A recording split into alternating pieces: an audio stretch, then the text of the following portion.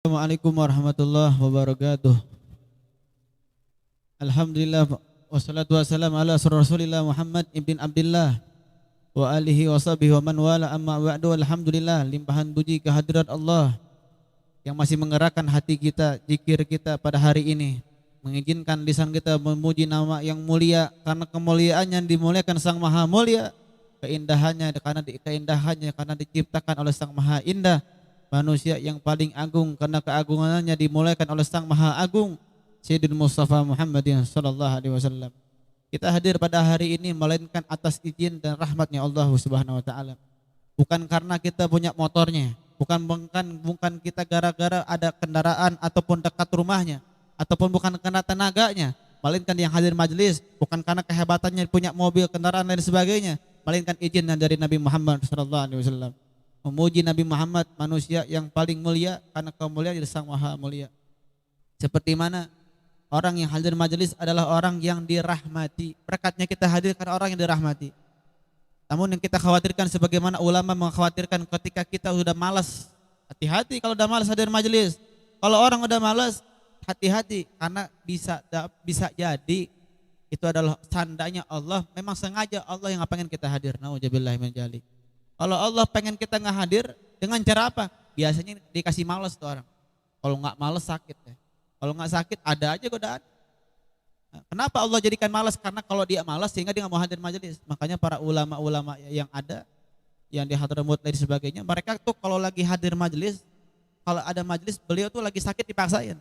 Kenapa? Karena beliau tahu tempat yang paling istajab selain lagi di masjid, selagi kita ikhtiyab ataupun tahajudnya, istikafnya itu di majelis ta'lim. Kenapa? Karena kita sedang duduk bersama Nabi Muhammad sallallahu alaihi wasallam. Makanya mereka yakin dengan hadir majelis doanya diijabah, pulangnya sembuh. Makanya hati-hati kalau hadir majelis, kadang-kadang capek, kadang-kadang nggak ada teman. Seperti mana mobilnya sih ada. Seperti mana orang yang punya duitnya udah cukup buat pergi haji.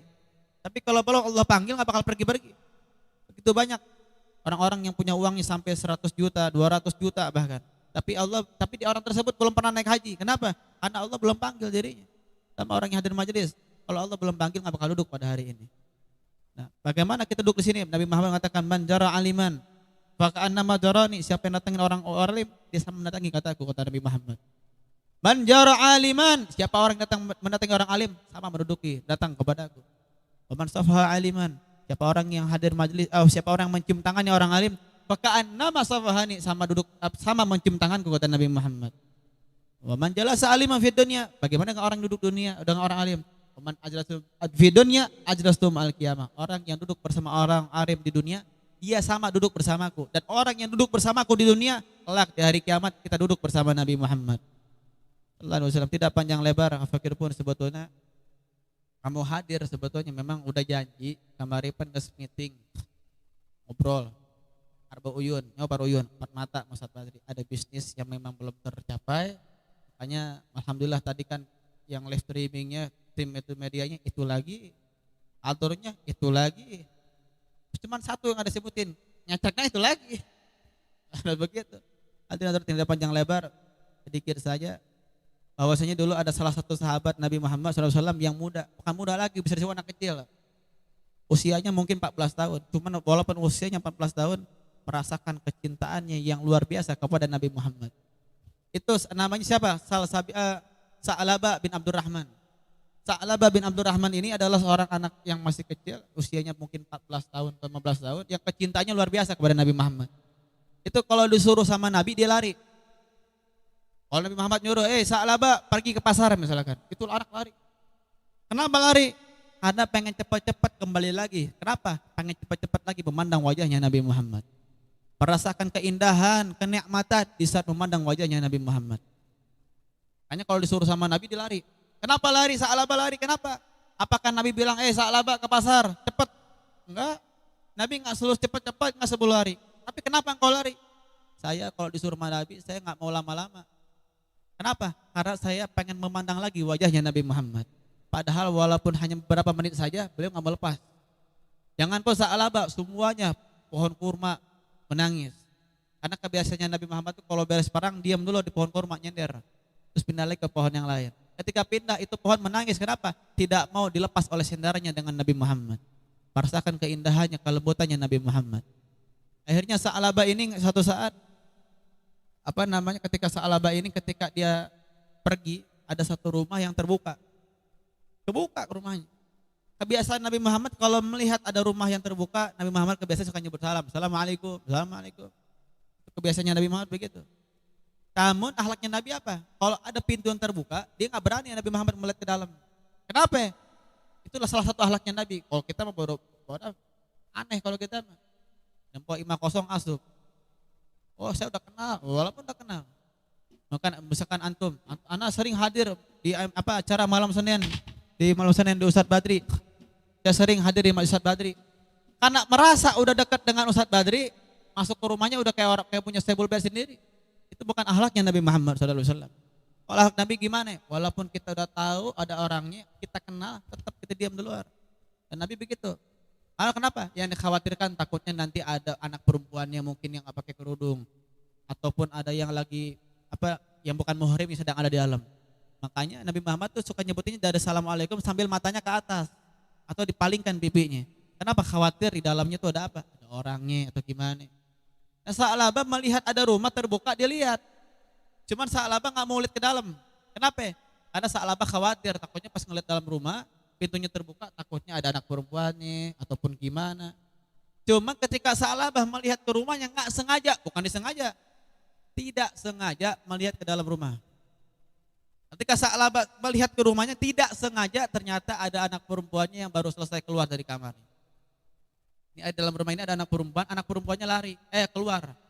Mungkin mau ngambil pakaiannya atau gimana. Sehingga Sa'labah tidak sengaja melihat melihat perempuan tanpa kerudung, melihat perempuan tanpa maksudnya tidak menggunakan baju yang memang semestinya, kena atau sebagainya. Sengaja melihat begitu. Ketika ini Sa'labah melihat perempuan yang bukan muhrimnya, ini Sa'labah menjadi ketakutan dan malu untuk kembali kepada Nabi Muhammad. Sampai Nabi Muhammad mengatakan kepada Sayyidina Umar, "Ya Umar, di mana Sa'labah? Kok belum pulang-pulang? Biasanya kalau disuruh cepat." Atau di mana? Akhirnya Sa'labah dicari, ternyata Sa'labah lagi ada di atas gunung. Ditanya sama tukang kambing yang ada di situ, ada pelayan tukang kambing itu peternak. Yang pendagar, saya mau nanya, kok kenal Sa'labah enggak? Oh kenal. Tahu keberadaan di mana? Di atas gunung. Oh di situ. Apa kata tukang yang pengembaranya? Jangan dikejar, biarin aja. Kenapa? Karena Sa'labah kalau ketahuan ada orang, dia lebih kabur lagi, malah ngindar lagi. Biarin aja, nanti setiap jam 4 sore pasti dia turun untuk ngambil minta air susu sapi atau susu kambing. Setelah dia minum susu sapi punya aku, dia pergi lagi. Nggak mau ketemu orang. Akhirnya Sa'labah ditungguin besok harinya, bener turun. Dipegang sama Sayyidina Umar bin Khattab. Ketika Sayyidina Umar bin Khattab, dia udah lari lagi nih Sa'labah nih. Wah, maka dibawa ke Nabi nih urusannya nih. Dipegang sama Sayyidina Umar. Mau kemana? Bahasa orang mah cicing sia. Cicing sia. Kemana deh? Cicing. Lah kabur. Itu bahasa Jerman gitu. Dipegang. Kenapa engkau mau lari? Saya nggak mau ketemu sama orang. Kenapa? Nabi Muhammad lagi nyari engkau. Kemana engkau disuruh ke belum pulang-pulang, bisa cepat. Saya nggak mau ketemu sama Nabi lagi. Kenapa? Saya melihat mata saya melihat yang haram. Saya melihat perempuan yang bukan muhrimnya. Tidak sengaja aku melihatnya.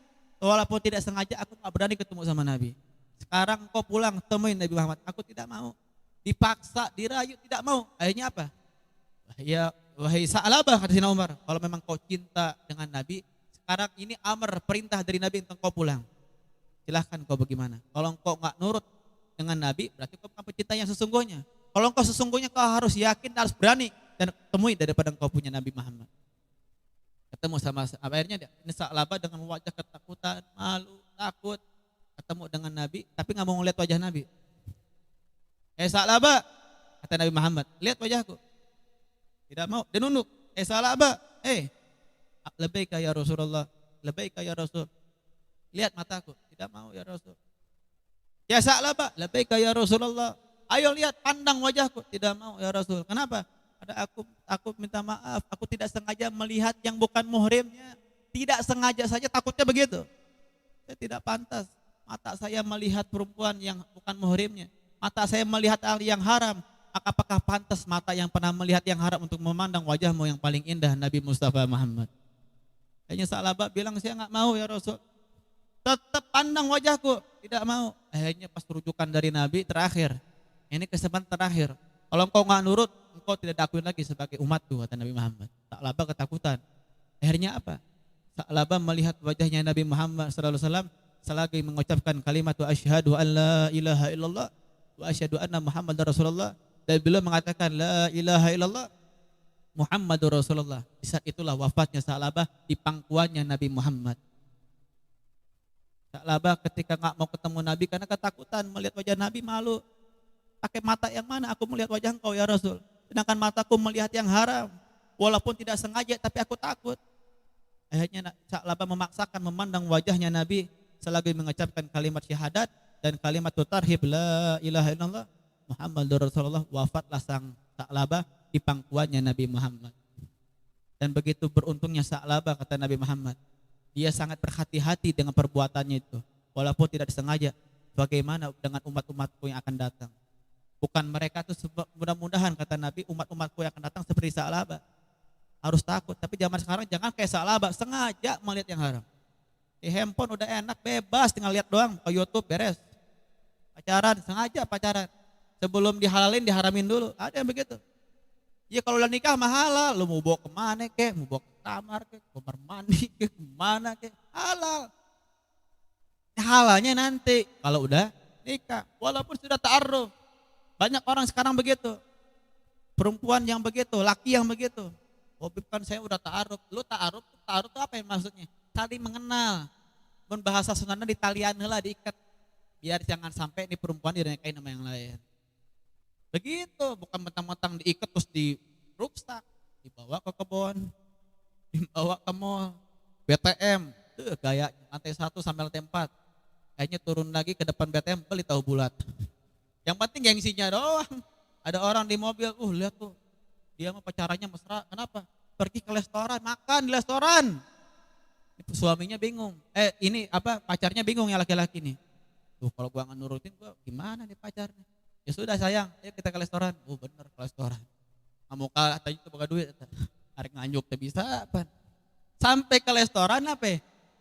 Keluar lagi. Oh kita baru duduk nih kata pacarnya. Ini kejadian nyata, ada pernah terjadi. Baru duduk, ini lakinya ngajak pulang lagi. Ayo pulang, kenapa? Saya masuk ke restoran ini, kamu ngajak kamu makan. Yang penting gengsinya udah hilang ke dalam restoran. Terus ngapain kencing doang? Yang penting gayana, Masya Allah. Itulah. Makanya ya Rab, zaman sekarang itu mudah-mudahan orang-orang seperti itu diberikan taufik wal hidayah oleh Allah Taala. Dan mudah-mudahan ya Allah mudah-mudahan kita ditambahkan istiqomahan di majelis malam Selasa, yang mana hari Senin adalah hari lahirnya dan wafatnya Nabi Muhammad sallallahu alaihi wasallam. Khususnya kita doakan guru kita Ustaz Badri, semoga beliau dipanjangkan umurnya oleh Allah, disehatkan badannya dan menjadikan bekal untuk kita, bekal untuk apa yang diajarkan oleh beliau, mudah-mudahan menjadikan bekal buat kita mati nanti wafat dalam keadaan husnul khatimah. Makanya dibahas tentang sholat, bagaimana caranya sholat, puasa saekna sholat. Ya sholat subuh di diskon sarokaat. Kunaon karena capek penting begadang kalau gitu. Nah, makanya beliau ajarkan tentang sholat, tentang apa lagi tadi itu, tentang wudu. Nah, cuma kadang-kadang suka bercandanya berlebihan. Baru datang disebut Syedil Walid. Tahu nggak Syedil Walid? Orang tua, bapak kita bersama. Mengaing sahab. Dan Habib Bagir war Rasulillah, emangnya Rasul, Nabi, Masya Allah. Makanya Ustaz Badri Timun bercandanya memang begitu. Dan anak ini memang kalau orangnya, mohon maaf, anak tuh kalau ditanya Ustaz Badri paham dah, terus nyaho anak tiba heula, itu majelis tuh gimana? Dihina, kita dihina, anak dihina, difitnah, diledek, anak nggak pernah marah. Bodoh amat orang mau ngomong apa. Makanya kalau ada yang nanya ada cobaan nggak? Beliau juga ada cobaannya. Lebih pengalaman beliau kalau anak baru. Karena bahala tanya Ustaz Badri itu dari mulai rutinan tuh ya Allah tanpa hadro, tanpa spekar, tanpa eta tanpa eta, kan gitu. Banyak rutinannya begitu. Mudah-mudahan majelis ini selalu istiqomah setiap malam Selasa, dan mudah-mudahan juga insya Allah kemarin baru berbincang-bincang. Anda bilang saat buka atau burdah di dia. Kenaon insyaallah kiamat itu bisa anak-anak. Jadi malam apa aja, asalnya mau malam Selasa juga, bentrok juga sama Husain sama di sini malam Selasa. Kalau malam Senin, beliaunya kan lagi nggak ada di dunia, di akhirat. Setiap hari Minggu Pak akhirat, nggak tahu dah. Nah, jadi mudah-mudahan nanti insya Allah mungkin pembahasannya nanti dah bagian beliau. agar dibuka burdah di sini insyaallah. Dengan niat semoga Allah kabulkan niat kita dan hajatuna insyaallah. Jadi ya fakir mohon maaf tidak panjang lebar, mudah-mudahan ada manfaatnya. Khususnya pesan anak kepada yang lain, kalimat yang tadi. Kalian ini kalau mau hidup berkah, nikahnya harus berkah. Nikah yang berkah gimana, Bib? Nikah yang sesuai dengan diajarkan oleh Nabi Muhammad. Sekarang nikah kayak ikutin Yahudi, tahu Yahudi? Padahal kata Nabi Muhammad, man tasaba biqaumin minhum fahuwa minhum. Yang ikutin satu kaum sama dengan kaum tersebut. Orang kafir ya tuh, ya Allah, ketika nikah disuruh mempertunjukkan kemesraannya kepada orang lain. Sekarang mempelai pria suapin daripada istrinya, dipertontonkan sama yang lain. Banyak yang begitu. Karena berapa kali hadir nikahan begitu. Sekarang bagian perempuan untuk suami untuk suapin ke lakinya. Setelah itu adat istiadatnya nyokot duit diaurkan di sawean. Apa ini? Apa? Walaupun ada istiadat, Anda nggak nyalain istiadat udah kebiasaan di kampung tersebut. Cuman ada nggak di zaman Nabi yang begitu? Suap-suapan, seperti balik gitu tuh. Itu tuh yang majikan. Sekarang untuk Badrian suapin daripada istrinya. Sekarang pembelai istrinya nyuapin Ustaz Badri, gitu tuh. Ini ada nggak di zaman Nabi Muhammad? Tidak ada. Makanya kalau mau berkah itu satu. Jangan ngikutin orang yang lain. Orang kafir tiup lilin, itu tiup lilin. Awal lilin on kompor gas dan tiup panda. Begitu. Terus juga apa? Masalah itu tadi ta'aruf. Ta'aruf itu maksudnya saling mengenal. Zaman sekarang mengenal lewat apa? Tantan. Yang menang kabogoh TikTok. Kalau orang cinta terakhir semenit melilating. Nyaho geus penting jam 10 tuh. Mas Noel. Kalau orang cinta itu, yang namanya cinta itu harus ngikutin, bukan dengan mulut, bukan minum kasrti musafahah, bukan. Aku cinta padamu, cium tangan bolak-balik, bukan begitu. Tapi kalau orang cinta pasti bakal diikutin satu kemauan dirinya, siapa yang dicintain dan apa? Akan ikutin gerak-geriknya. Ditanya, cinta nggak sama Nabi? Tapi nggak diikutin akhlaknya Nabi, ikutin dikit-dikit. Orang pasya dengan pasya orang cinta fans, bahasa non fans bahasa Ciapus Barat. Fans, hey guys, kan gitu tuh. Guys, LPG guys. Cinta. Nah, kalau orang cinta pasti diikutin, betul nggak? Pasti diikutin. Cinta dengan wali pop. Nonton grup wali teh aya pan. Tenan naonnya, lain ngahedeknya, itinting lainnya. Kalau streaming ya, tempuranya. Sok gitu wae sih. Gitu. Ya. Cinta apa dia fans dengan Pasya Ungu? Pasti mengatakan apa? Hei, engkau cinta dengan Pasya Ungu? Iya dong, pantesan kayaknya diikutin. Iya dong, ungu banget. Cinta sama band Wali? Oh iya dong, Wali banget. Gayanya kayak Tinting. Iya dong, saya fansnya Ayu Tinting. Ting banget. Ting banget. Cinta nggak sama Dewi Persik? Suka lah, fan lah, Persik banget. Sama sport bola dengan apa? Dejek banget, Persib banget, Peking banget. Ditanya lagi terakhirnya, lo cinta Nabi nggak? Cinta. Ikutin gaya Nabi? Iya, Nabi banget, bukan Nabi banget, PA. Bukan. Kalau dia cinta dengan Ayu Tinting, dibilang saya karena fansnya Ayu Tinting diikutin gayanya. Pakai baju sebelah duit, bolong gitu. Androk rok mini, pakai tiung sabelah. Otaknya sabelah, cintanya sabelah. Bukan begitu. Orang kalau ngucapin cinta gampang. Makanya kalau orang tidak mau disakitin, janganlah kau mencintai. Orang yang bercinta harus siap disakitin. Kalau antum nggak mau rasa sakit dalam cinta, maka janganlah bercinta. Karena orang yang bercinta itu bagaikan apa? Bagaikan api yang akan membakar skala jadi sekelilingnya. Cintaku pada dirinya bagaikan apa? Bagaikan langit yang menutupi semua di bawahnya. Cintaku padanya bagaikan apa? Bagaikan air yang akan mengalir menabrak semua di depannya. Cintaku bagaikan apa? Cintaku bagaikan matahari yang selalu bersinar walaupun di bawahnya ada orang yang buta. Pret. Palsu mencintai dirimu. Di HP-nya nomor ID itu Pak dicatat. Nomornya ada lagi, bukan begitu. Ngikutin, aku fan dengan Ayu Tinting, ting banget. Tapi bukan berarti lu cinta sama Nabi banget, PA. Bukan. Ikutin sedikit-sedikit, mudah-mudahan kita bisa ngikutin semuanya berkat Nabi Muhammad SAW. Hadirin, sekali lagi Fakir mohon maaf bila kepanjangan, insya Allah bertemu lagi di tahun depan insya Allah. Mentok minggu Selasa harap, Anda juga Udah nggak ketemu Ustadz Badri ini kurang lebih setahun kurang 12 bulan. Nah, baru ketemu lagi. Wassalamualaikum warahmatullahi taala wabarakatuh.